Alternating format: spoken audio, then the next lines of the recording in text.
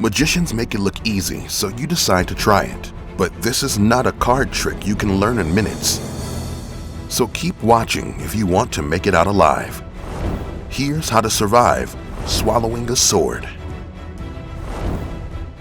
Sword swallowing is a trick that magicians have performed since the days of ancient Greece and Rome. As its name says, it consists of swallowing a sword without causing any damage, and in this act, everything is real.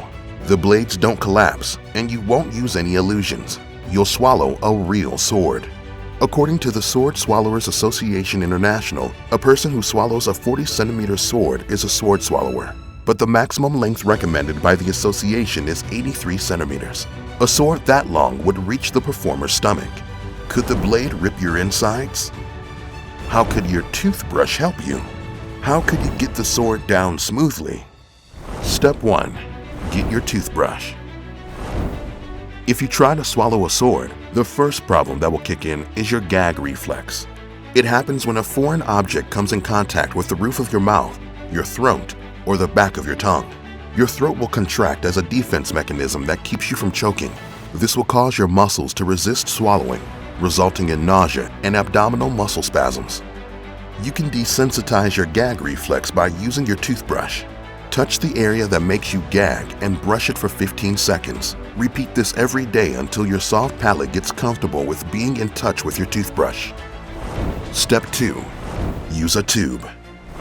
If you swallow a sword, it will follow the same path that food does. But while your muscles contract to swallow the food, sword swallowing requires the opposite. You'll need your gastrointestinal muscles to relax and expand so the sword can go through. This is the most challenging part since you have no control over those muscles, but you'll need to learn how to relax them if you want to keep your gastrointestinal tract from squeezing against the blade.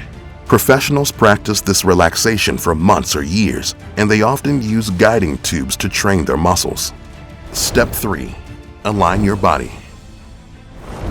On its way down, the sword should slide through your upper gastrointestinal tract, including your mouth, stomach, esophagus, and a portion of your small intestine. This tract has many curves, and since the sword is rigid, it straightens the curves out. To do this safely, you must align the blade with your upper esophageal sphincter, the ring of the muscle that can contract or relax when needed to move food.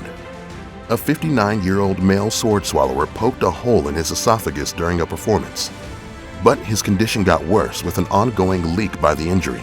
Luckily, doctors were able to save him and he recovered. He even went back to working at the circus, but he gave up the sword swallowing act. Step 4. Respect performers. A female sword swallower was severely injured while performing. She had swallowed multiple swords when a man from the audience pushed cash into her belt. This wasn't just deeply disrespectful, but it caused a great deal of damage as the sword scissored inside her. Fortunately, she survived the ordeal. Step 5. Lubricate the sword. As the blade makes its way down, your saliva lubricates it, but it might be wise to use some additional lubricants to help it move down smoothly. Vegetable oil or jelly can be helpful to use before practice sessions or performances. You followed the steps and survived swallowing a sword. Since you like playing with blades, how about being transported to the year 80 CE and fighting in the Roman Colosseum? Could you make it as a Roman gladiator? Find out here on How to Survive